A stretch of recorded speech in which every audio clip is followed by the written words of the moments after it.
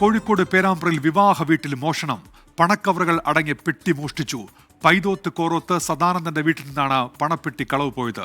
ഷഹദ് റഹ്മാനുണ്ട് കോഴിക്കോട് നിന്ന്. ഷഹദ്, ഇത് എപ്പോഴായിരുന്നു സംഭവം? എന്തെങ്കിലും വിവരങ്ങൾ കിട്ടിയിട്ടുണ്ടോ ഷഹദ്?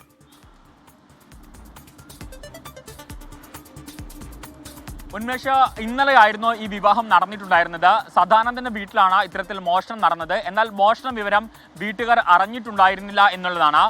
പന്തൽ പണിക്കാർ പന്തൽ പൊളിക്കാൻ വന്ന സമയത്ത് പറമ്പിൽ നിന്നാണ് ഈ പെട്ടി കാണുന്നത്. തുടർന്ന് ഈ വീട്ടുകാരെ വിവരം അറിയിക്കുകയായിരുന്നു.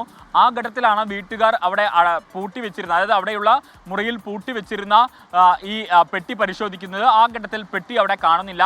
പിന്നീടാണ് ഇത്തരത്തിൽ മോഷണ വിവരം ഇവർ അറിയുന്നത് എന്നുള്ളതാണ്. വീടിന് പിൻഭാഗത്തെ ഗ്രില്ല് പൂട്ട് തകർത്താണ് ഇത്തരത്തിൽ ഈ മോഷ്ടാവ് അകത്ത് കയറിയിട്ടുള്ളത്. ഞാൻ നേരത്തെ സൂചിപ്പിച്ചതുപോലെ തന്നെ പന്തലഴിക്കാൻ വന്ന ആളുകളാണ് ഇത്തരത്തിൽ സൂക്ഷിച്ചത്. അതായത് ഈ പെട്ടി സൂക്ഷിച്ചത് കിടപ്പുമുറിയിലാണ്.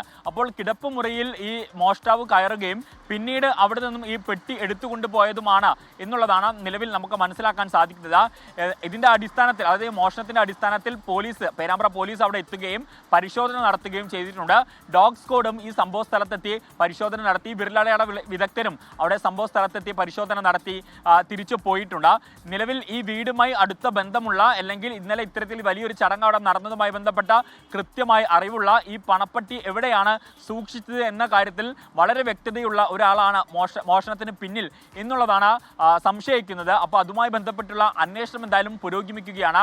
പ്രദേശത്തെ CCTV ദൃശ്യങ്ങൾ, അതുപോലെ തന്നെ സംശയം തോന്നുന്ന ആളുകൾ ഉൾപ്പെടെയുള്ള ആളുകളെ ചോദ്യം ചെയ്യുകയും അതുമായി ബന്ധപ്പെട്ട അന്വേഷണവും നടക്കും. എന്തായാലും വിരലടയാള വിദഗ്ധരും ഡോഗ് സ്ക്വാഡും ഈ സംഭവ സ്ഥലത്തെത്തി തെളിവുകൾ ശേഖരിച്ച് മടങ്ങിയിട്ടുണ്ട് എന്നുള്ളതാണ്.